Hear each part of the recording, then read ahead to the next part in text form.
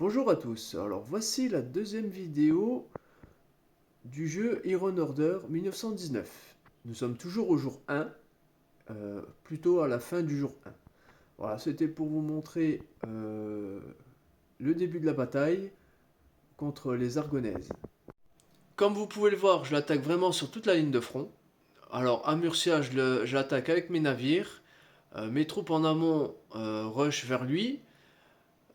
J'ai mon aviation plus au nord et mon artillerie aussi, qui sont en train d'éliminer sa défense. Il a essayé de m'attaquer, je lui ai éliminé deux trois troupes. Voilà, pour l'instant sans mal. À voir la suite des événements, s'il fait une contre-offensive ou pas. La France, elle, termine de prendre la Bretagne. Mais la France a peur du joueur qui joue le Pays-Bas, qui est assez agressif, a pris déjà tout le nord de la France qui était des IA, le Luxembourg aussi, et la Belgique. Et là, il s'apprête à prendre, si on peut voir, il combat au niveau de Strasbourg. Donc la France n'a pas pu récupérer ses territoires contrôlés par les IA et elle a peur de se faire rusher par ce joueur. C'est vrai qu'il a l'air vraiment agressif quand même et puis il envoie. Alors nous voici bientôt au jour 3. Il reste à peine 2 heures pour être au jour 3. Donc comme vous voyez, j'avance très bien sur mon ennemi. J'ai eu un soldat qui a été éliminé, mais par contre j'ai réussi à lui faire pas mal de pertes. Deuxième petit point, j'ai l'Italie qui a essayé de débarquer chez moi au milieu de la nuit, mais comme j'avais mis des sous-marins en défense, bah, ses troupes sont pas passées. Il a eu pas mal de pertes, je lui ai éliminé à peu près 8 ou 9 troupes. C'est pas mal vu que les troupes à chaque fois on doit les créer et que quand on perd une troupe, c'est du gain de temps, du gain d'énergie et du gain de ressources en moins. Donc voilà, je lui ai fait un peu mal. Sur la secousse, il a préféré faire la paix. J'ai accepté vu que j'étais déjà en guerre. Et surtout que peut-être je vais devoir aller aider la France pour le nord contre les Pays-Bas. Donc comme ça, je peux renforcer ma défense au cas où si l'Italie veut revenir euh, m'attaquer. Donc la France m'a demandé un soutien naval et pour pouvoir attaquer les Pays-Bas. Donc j'ai ramené un navire et un sous-marin, je vais ramener encore d'autres navires. Je ramène quelques infanteries pour essayer de gratter deux trois terrains. Ça sera pas mal pour moi, ça niveau ressources ça fera du bien.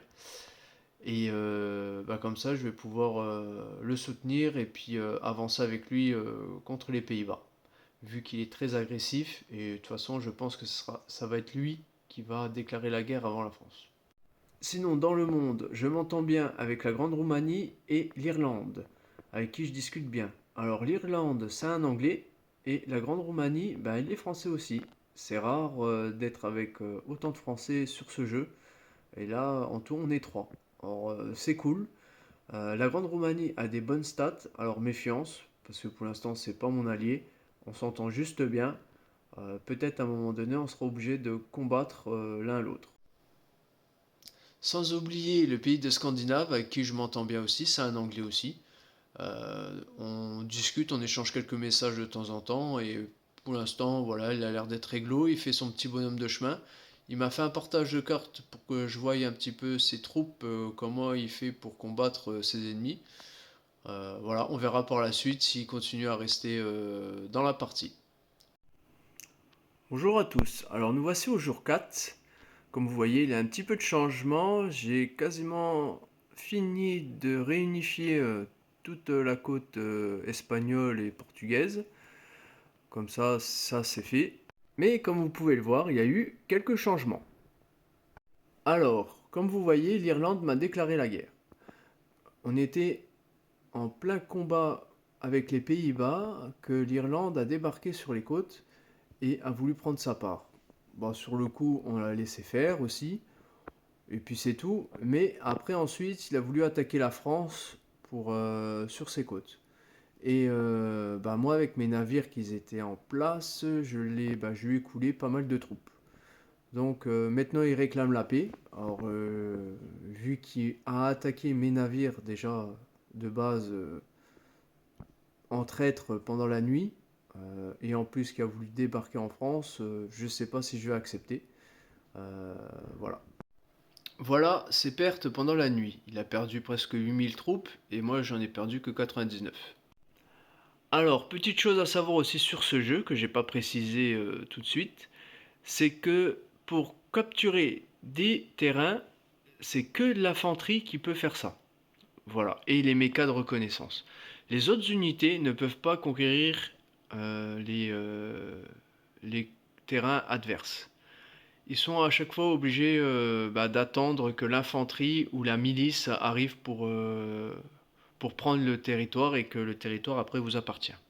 Alors nous allons parler d'une unité. Alors ça s'appelle les bombardiers. Alors c'est des bombardiers pas comme on connaît, c'est vraiment les bombardiers un peu plus évolués.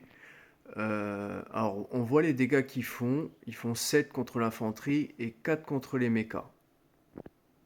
Alors, il peut dévoiler les unités furtives. Ça, c'est pas mal. Alors, ses dégâts moyens est de 4,1. Il fait 7 contre les blindages légers et 75 de points de vie. Il a une grande portée d'attaque, quand même, 450, et une portée visuelle de 18. Cette unité aérienne m'a été très utile contre les Pays-Bas et l'Irlande. Je voulais vous parler aussi d'un autre robot, ça s'appelle la Harpie. Alors, cette unité a été utilisée par l'Irlande contre nos troupes. Ces unités ont été détruites par les avions de chasse. Il l'a vraiment très mal utilisé, ces peu d'unités qu'il avait. Alors, c'est une sorte d'avion qui peut se transformer en robot pour combattre au sol. Voilà, on voit ses statistiques, c'est pas mal quand même. Il peut vraiment bien faire du mal. Il est meilleur en attaque qu'en défense. Donc voilà, il a 3 contre les unités d'infanterie, 10 contre les robots, les mechas et les chars. Il fait 2,5 quand même contre les avions. Après le reste, bon, c'est moyen. Comme on peut voir, il a des bonnes stats, 85 de points de vie, une portée d'attaque de 450, une grande vitesse, et il est bon contre les blindages lourds. Voilà. Alors sur ce jeu, comme c'est un jeu un peu international et que là on peut jouer contre vraiment des Anglais, des Espagnols, des Italiens, des Américains, des Russes, tout ce que vous voulez, il y a beaucoup plus de joueurs actifs que sur Call of War. Comme on peut voir là, beaucoup sont vraiment actifs. Je sais que l'Empire ottoman c'est un Espagnol, l'Irish Republic c'est un Anglais. La Grande Roumanie, c'est un Français. Nous voici au jour 7. Alors, il y a beaucoup de changements. Vous allez voir ces derniers jours ce qui s'est passé. Après de nombreux combats avec l'Irlande, nous avons décidé de signer la paix avec lui. Il a perdu beaucoup de troupes contre nous. Nous, ça va, on n'a pas perdu énormément de troupes. On a repris une partie de l'Angleterre. Et en échange, il va nous soutenir une petite sorte d'alliance contre les autres pays s'il veut pas qu'on continue à l'attaquer. Voilà, c'est un arrangement qu'on a eu avec lui car il y a vraiment des gros joueurs dans cette partie. Donc on peut dire qu'au nord, pour l'instant, c'est sécurisé. Mais au sud, comme vous voyez, je suis en guerre contre l'Union du Maghreb et puis une petite ville qui reste du Maroc. Alors ces deux petits pays m'ont déclaré la guerre hier ou avant-hier, donc j'ai contre-attaqué parce qu'ils ont essayé de débarquer en Espagne et je leur ai pris déjà quelques territoires. Pour l'instant, pas énormément de pertes, j'ai réussi à couler leurs navires avant qu'ils débarquent et moi je les bombarde tout simplement avec mes bombardiers et avec mes navires que j'ai de guerre. Alors au bout d'une semaine de jeu, je fais beaucoup de défense. Des industries, j'essaie de les monter au niveau pour les ressources. Aussi, comme vous pouvez le voir, toute la partie ibérique a été unifiée. Je fais aussi plusieurs unités, mais des unités qui coûtent cher. Alors ça coûte cher en ressources. Alors j'en ai pas énormément, mais j'essaie d'en produire le maximum, des canons, des robots, des bombardiers, tout ça pour justement les attaques qui approchent assez costaud car il y a des gros joueurs. Comme vous pouvez le voir, je suis en pleine attaque sur les côtes du Maghreb. Pour l'instant, ça se passe assez bien. Je suis en plein prise de territoire. Mon allié, la France, est en train de renforcer ses frontières. Et moi, mon but est d'essayer de prendre une grosse partie de l'Afrique du Nord et de m'installer confortablement sur les rives, car il y a l'Égypte qui commence à arriver et je pense que ça va fighter avec lui. Sur cette partie, je suis troisième. Mon allié, la France, est quatrième. Le cinquième, c'est la Roumanie. Et sixième, c'est l'Égypte. Et il y a aussi les deux gros joueurs, l'Arabie et le duché de Courlande. Alors, pour vous montrer la carte, comme vous voyez, l'Égypte, il y a tout ça comme territoire dans le sud, l'Arabie à l'est, la Roumanie vers le centre et le duché de Courlande au nord-est.